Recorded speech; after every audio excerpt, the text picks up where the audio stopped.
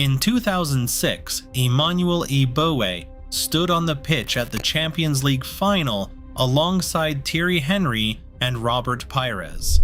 A decade later, he was sitting in the dark in his own house, lights off, hiding from bailiffs he could hear on the other side of the door. Adriano was the most explosive striker on the planet at 22. Then one phone call changed everything. He made a decision most footballers never make.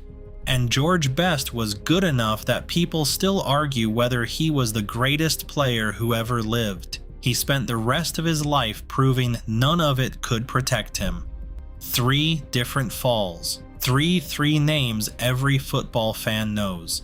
This is what happened to each of them after the crowd stopped watching.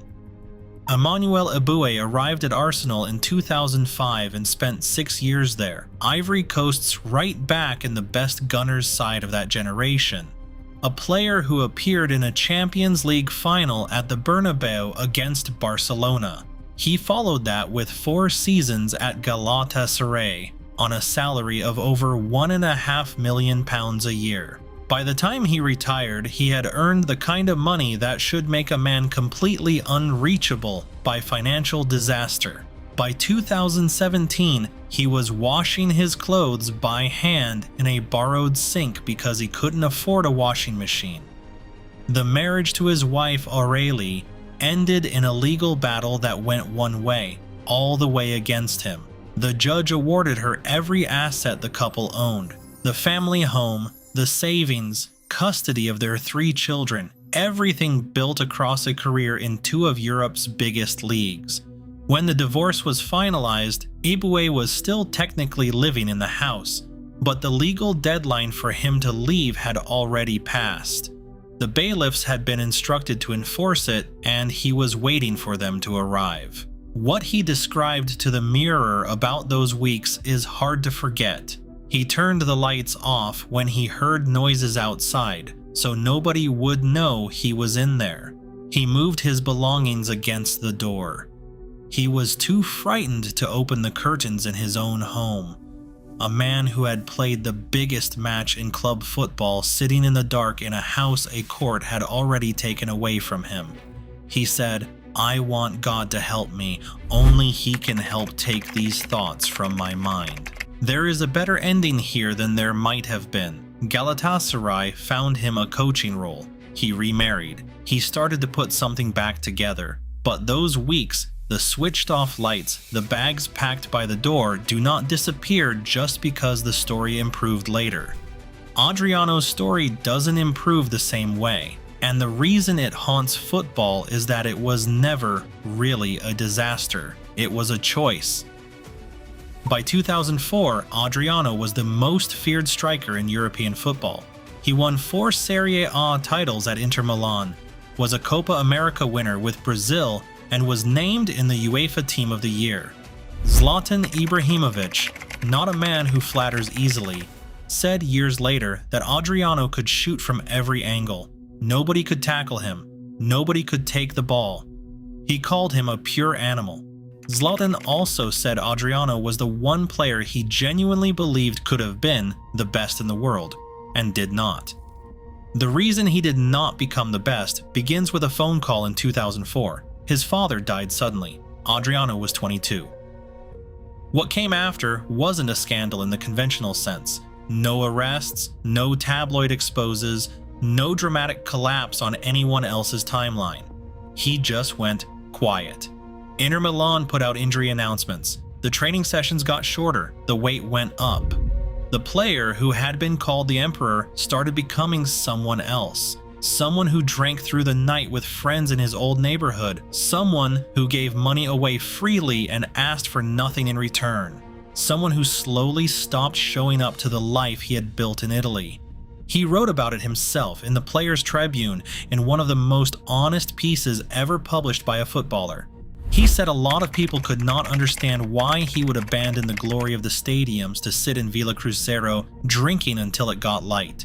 His answer was simple: because at some point I wanted to, and it's the kind of decision that is difficult to go back on. The money ran out eventually, the career dissolved, He retired in 2016, having won almost everything on offer, and went home. Whether you read that as tragedy or as a man who simply chose a different life, the game never got the version of Adriano it was supposed to get, and by his own words, that was never going to change. George Best doesn't need much introduction. Ballon d'Or in 1968, Manchester United's top scorer for 5 consecutive seasons.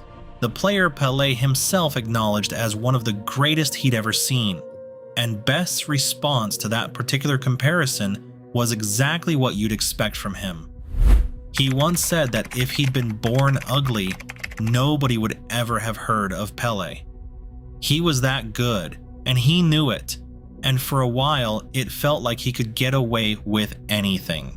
When people asked Best where the money went, his answer became the most famous line in football history. "Booze, birds, and fast cars," he said. "The rest I just squandered." It is genuinely a great line.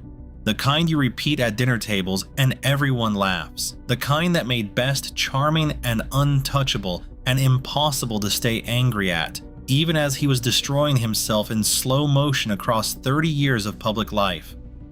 What's harder to sit with is the full version. The alcoholism that ended his playing career by his late 20s, a decade before it needed to. The liver transplant in 2002. The one where doctors told him publicly that if he drank again, it would kill him. The fact that he drank again. George Best died on the 25th of November 2005. He was 59 years old. There is a statue outside Old Trafford. Best, Bobby Charlton, Denis Law, the holy trinity of that club's greatest era.